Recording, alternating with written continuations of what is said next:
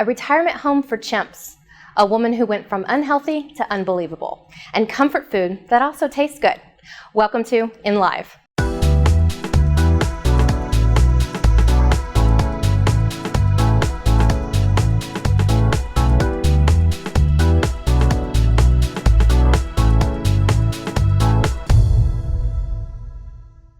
I'm Melissa McTee, and you're watching In Live. We're bringing you the fascinating people and places that are featured on the pages of In Magazine. We're here at Roast Social Kitchen in Tyler. Owners Nick and Jen Pensis also own Stanley's. Now joining me now is Danny Mogul, editor of In. Melissa, it's great to be here. Today we have stories that celebrate home and family. And I can't think of a better place to start than our showcase home.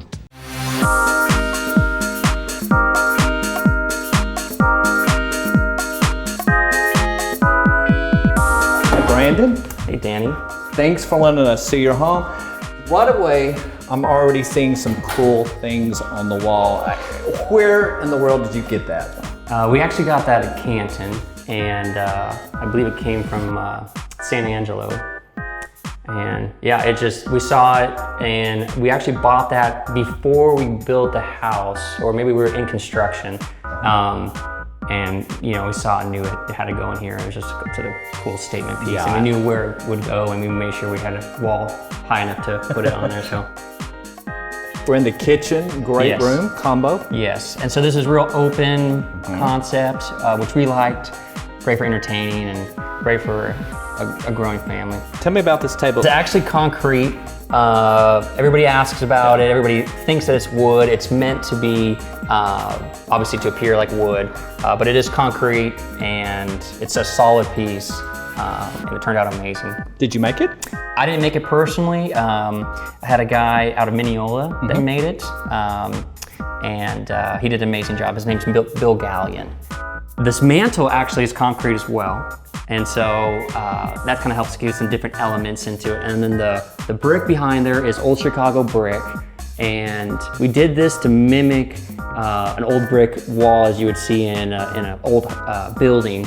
It's called the English bat. And so every 10 rows, we have these bats of brick that are turned sideways. It gives you that authentic feel of an old brick wall.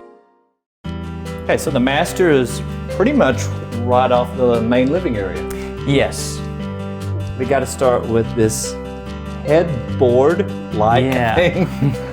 Yeah, this is really neat. That actually came out of our the church that me and Samantha grew up in, and it's an older church, and so at one point they renovated it, and that came out of it. These are actually the original church pews as well that they had in the church, and yeah. I may never get up. I know. And then this bathroom here, this is all shiplap on the walls. We have these old, trough aproned sinks that are really cool and take it back in time. Yeah. And then you have a walk-in. Yeah, with the walk-in master closet. And we have the shower, which turned out awesome and has a lot going on. And this is not a clawfoot tub, but it's sort of like a clawfoot tub. So I think it's a modern take on a clawfoot. Has the high back and the legs, but it fits, and that's kind of where we end up. Is a lot of times a modern farmhouse, and they taking modernized old elements and kind of mix them, and so. Okay, so Danny, you missed the best part, which is often missed, but we've got a safe room behind here. And so we were able to build this bookcase to where it's hidden, and that is so cool. Tornado proof? Yes. And that was primarily our purpose of building, but it's all block, poured in place concrete, reinforcing the foundation, and the ceiling is at 6 inches of concrete that was poured. It's a nice peace of mind. Okay. Ready to see upstairs. Okay. Let's go. So this is the bonus area, kind of the bunk room. We got the bunk beds there just for sleepovers and guests and family coming in town and their kids. And this little reading nook. This is Peyton's kind of secret closet. And this wasn't on the plan, but I had this area that I decided to build. Kind of another somewhat hidden space. Yeah, and the kids, they love it. It's their favorite part. Okay, Brandon, I really appreciate taking the time and seeing this really funky take on a modern farmhouse. Well, thank you. Yeah, we appreciate y'all coming, and we're glad to have you. Unless I loved seeing all the yesteryear things they had throughout the house, and that giant windmill in the front hallway, it was amazing. It truly was. Now, Brandon's wife Samantha has a true knack of finding flea market finds. You can find out more about the Paylors and their business, Front Porch Homes, on their website. Danny, you also took a tour of a different kind of home. I did. I went to an animal sanctuary in Louisiana called Chimp Haven. Now, the chimps who lived there were once biomedical test subjects, and Melissa, they did not have very good lives, but they do now. Now they have everything they could possibly want.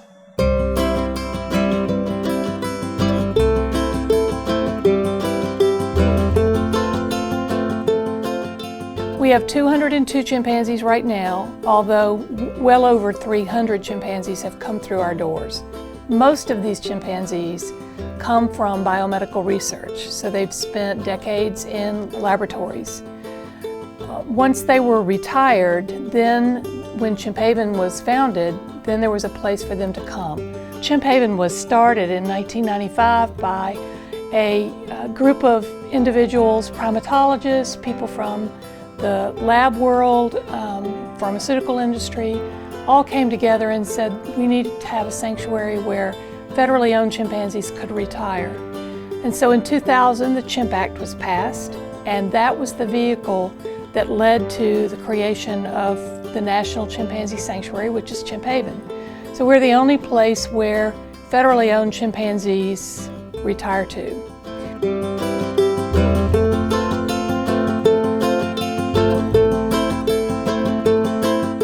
The sanctuary ended up in Louisiana primarily because the Caddo Parish offered 200 acres of prime real estate. So we are in a beautiful nature reserve, and this gives us the opportunity to build large, multi-acred forested habitats for the chimpanzees. It's not like what they live in the wild. They don't have pine trees, for example, in equatorial Africa, but the chimps climb them, and they really enjoy it. It really promotes their species-specific behaviors. Obviously, there are things that they need in terms of their food, sort of the husbandry items. So they get a very healthy diet every day of fresh fruits and vegetables, along with a protein biscuit that provides all of the protein needs that they have. We also provide enrichment for them. So it's really critical that any captive animal has things that in their environment that keep them engaged and interested and keep boredom at bay. We're not a zoo. We're only open 6 times a year to the public. And we believe that this is part of our mission to educate the public about chimpanzees, both in captivity as well as in the wild. And those 6 days are what we call Chimpanzee Discovery Days. And this is a great opportunity for people to learn about their cousin, the chimpanzee, and to learn more about Chimp Haven.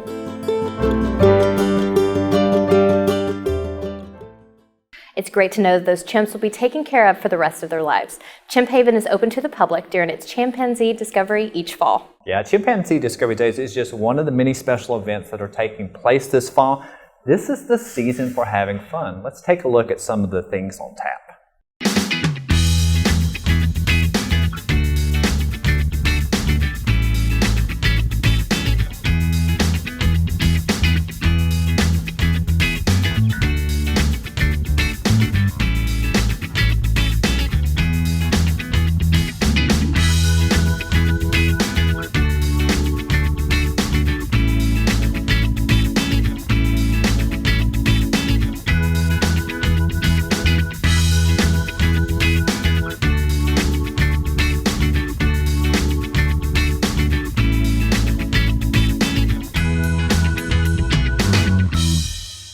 Now, Danny, I've got a question for you. Okay. What's your favorite comfort food? It's easy Italian-style meatballs. Now, is that a coincidence that cookbook author Patricia Wilson just happens to have a recipe for Italian-style meatballs? No.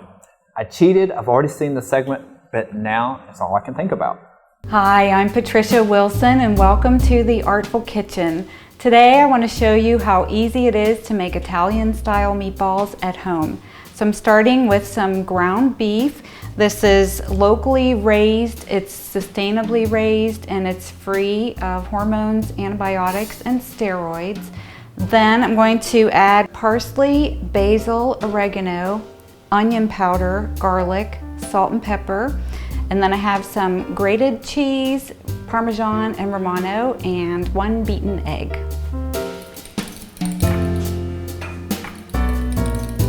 The egg acts like a binder to hold the meatballs together. Just put in my egg. So you just want to mix this until it's well combined. The secret to fluffy meatballs is not to overblend or overmix it. So I just shaped these into about the size of a golf ball, maybe a little bit larger, because they will shrink when you bake them in the oven. I'm using a foil pan for easy cleanup, and then I'll put these in the oven on 350 for about 40 to 45 minutes. For my sauce, I started with a can of gluten-free, sugar-free organic sauce, and then I added some red wine, some maple syrup, a little balsamic vinegar, just a splash, garlic, oregano, and salt. So when the sauce is finished, then we can pour it over our meatballs. And I like to start with a little bit in the bottom of the pan just so it doesn't stick.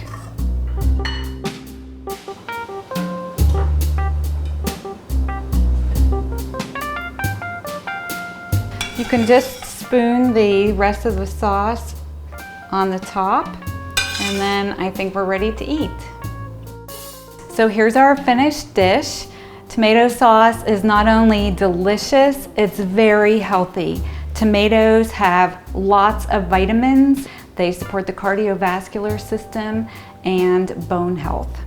So in lieu of pasta, I'm serving the meatballs over spaghetti squash. This is perfect for the fall. And if you like, you can garnish with a little shaved cheese.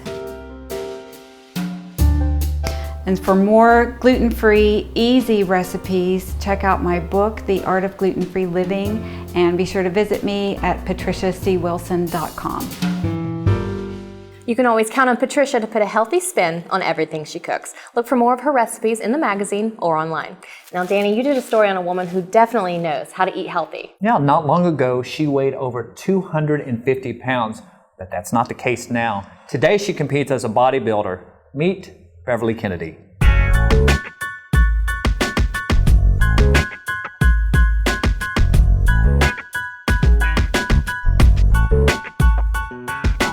It took a lot, it really did. It was scary because I didn't know it was the fear of the unknown. It was kind of traumatic too because it's like, what have I gotten myself into? But it's been the most rewarding and enjoyable thing I've done. I had went through a really bad divorce. I had 2 kids I was raising by myself. And I used food as a crutch and basically a comfort zone. And before I knew it, everything just crept up on me. I topped off at 252 pounds. I had back issues. I kept going to the doctor going, I don't know what's wrong with my body. I can barely breathe at night. My back is hurting. The turning point for me was when my kids sat me down and like, Mom, you're not even the same person. Told me they were watching me just go down. Literally, they said, Mom, if you keep going, you won't be here in your 50s. You won't be here. And they just literally told me that you will not be here for us. You won't be seeing grandkids, you won't see weddings, you won't see any of that. It broke my heart. I cried. I was like, I'm so sorry, you know. I said, look, I need to get myself in shape. I need to do something for me. You know, I need to do it for my children. So I said, I need to figure out something. For me, physique, just to see the strength that women can, that level of muscularity and the strength that women can do, that appealed to me. I know that's not for everybody because a lot of women don't want a lot of muscles, you know, they just want to be toned up. But For me, just to see how your body can just transform from one spot to another, I just really enjoyed it, just to see how I can transform in my body. A lot of people are, oh, you're in the gym a lot, but you know what?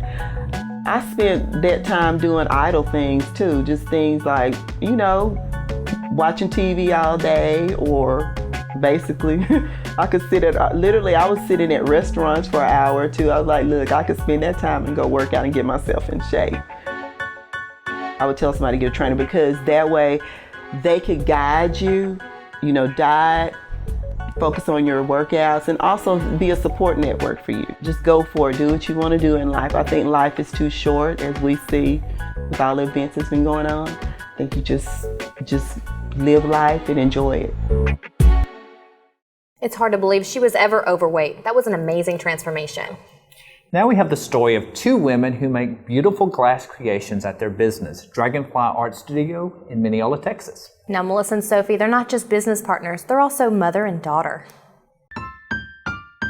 We left the corporate world when we realized we had a unique relationship in becoming best friends, as well as mom and daughter, as well as a mom and daughter team.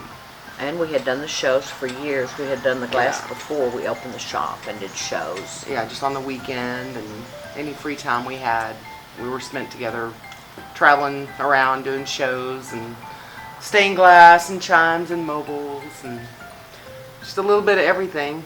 It's a love just of having glass. fun. Yeah. Glass is limitless, what you can do with it. Yeah, it's then fabulous. we decided we'll make it a full-time obsession. And, and here we are. And here we are. The rest is history. Considering that we didn't take lessons for anything, we just know we can do it. That can be a blessing or a downfall. Some days it's a blessing, and other days we go, no, that's not a good idea. At 2 o'clock in the morning, Mom will call and go, okay, tomorrow when we wake up, we're going to try this new idea. I can't get it off my mind. And then sometimes it's a success, and sometimes it's like, oh, God, why did you call me at 2 in the morning for this? We joke and say it's our therapy, when in real life it is our therapy. You know, that's wonderful. I hope I hope I kill over the glass pile. I don't care. You know, I enjoy being busy. So many projects in here are started as a result of life throwing you a curveball and going. Yeah, that was really the beginning of when we started doing this. Was when we had the kindred spirits. Yeah. That was an endeavor. I had been told that I had lung cancer, and it was such a traumatic thing. We had a week. It was a misdiagnosis. It was a misdiagnosis. And life came to just a screeching halt. But for a week, we were just supporting pushing each other, and that pushed us into. We had to celebrate once the misdiagnosis was realized, and from there, that's kind of how we became that together business as a partners. business. Yeah, because we had spent so many weekends just literally being up all night, playing, having fun, creating, and then this happened, and it was like, no, we're having too much fun right now. This can't be happening. But we pushed our way through it, and then when the doctors said you've been misdiagnosed, then we had to celebrate, and by celebrating, we created these little kindred spirit people that we make that had a story to go along with it, and they're just like these little bitty characters with their hands in the air, and they're all like celebrating, but they sold really good, but the story behind them meant that's really what started our journey. Yeah, it really is. Was the kindred spirits. Yeah. What could have been a tragedy, or not, maybe, I don't mean to be dramatic, but it could have been real bad, just turned out so good. You know, it was just that relief of, it's going to be okay. Yeah. The best thing about it is that we've got each other's back. We're both working for the same goal. You know, that's real unusual in today's, you know, we're not competitive. We don't want to compete with each other. We want to have fun. We want both of us to do everything we want to do. How much better could that get? You know, they told us the best thing about making glass art is they get to do it together. And I'm thinking one of those pieces would look great in my home. And I'm thinking something that looks great is the clothing on our fashion shoot. Videographers Zach Lackey and Brian Smith came along for our date night fashion shoot at Liberty Hall.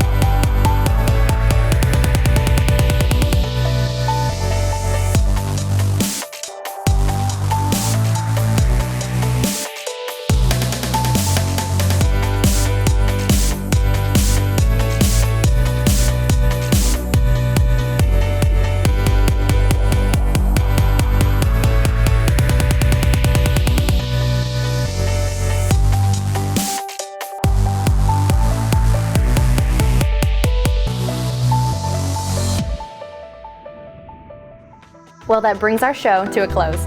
You can pick up In Magazine on newsstands throughout the area, or you can see it online at inmagtexas.com. But before we go, we want to leave you with a look at Fairbreeze Cottage. It's a charming bed and breakfast near Nacogdoches. Melissa, it's far from the city, and it leaves guests with lots of peace and tranquility. We'll see you soon with more stories from In Magazine. Bye.